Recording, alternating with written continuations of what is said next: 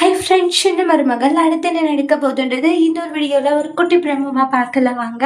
ஐஸ்வர்யா கிட்ட தமிழ் செல்வி, என்னுடைய குழந்தைய நல்லா பார்த்துக்கோங்க, தேவையான எல்லா விஷயங்களும் செய்யுங்க, ஆனா அம்மான்றது நான் சொல்லி வளங்கன்றாங்க, உங்களை அம்மான்னு சொல்லி கூப்பிட சொல்லாதீங்க அப்படின்ட்டால தமிழ் செல்வி சொல்றாங்க.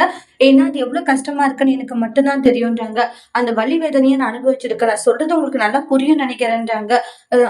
புரியுது தமிழ் செல்வின்றாங்க. ஏன்னா இன்னொருத்தர் அம்மான்னு கூப்பிடும் போது அது எனக்கு ரொம்பவே கஷ்டமா இருக்கு அப்படின்ட்டு தமிழ் செல்வி சொல்றாங்க.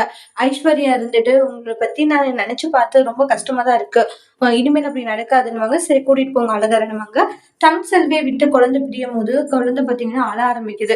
தமிழ் செல்வியை சீக்கிரமா கூட்டிட்டு போங்க, குழந்தை வந்து அழுறத பார்க்க முடியல, என்னால கஷ்டமா இருக்கு, கொஞ்ச நேரம் அழுவா அப்புறம் சரியாயிடுவாங்க. ஐஸ்வர்யா வீட்டுக்கு கூட்டிட்டு வராங்க. வீட்டுக்கு கூட்டிட்டு வந்து மோகனா இருந்துட்டு ஐஸ்வர்யா தமிழ் செல்வி சொன்னதை தப்பா எடுத்துக்காதமான்றாங்க.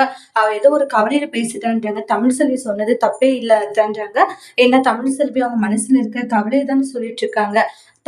தன்னை வந்து அம்மான்னு கூப்பிடாம இன்னொருத்தர குழந்தை அம்மான்னு கூப்பிடும் போது எந்த தாய்க்கா இருந்தாலே கஷ்டமா இருக்கும். அது தமிழ் செல்வி சொல்லியிருக்காங்க, மற்றபடி நான் எதுவும் இதுல கவலைப்படுறதுக்கு இல்லை அப்படின்ட்டு ஐஸ்வர்யா உள்ள போயிடுறாங்க.